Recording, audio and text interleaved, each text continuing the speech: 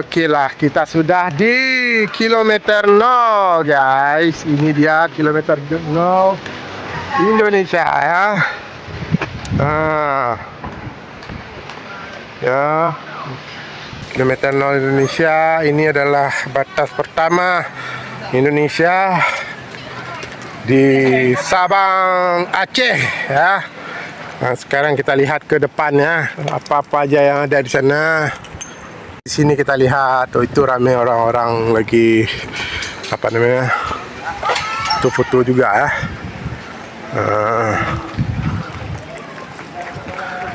Tak boleh naik ke atas sana, aku juga nggak tahu ya. Kalau boleh naik ke atas sana, enak kan naik ke atas sana. Kita capek tuh naik tuh. Tuh tangganya banyak tuh. Tangganya banyak. Sampai mana ya? Sampai ke atas tuh kayak tuh. Nah tuh.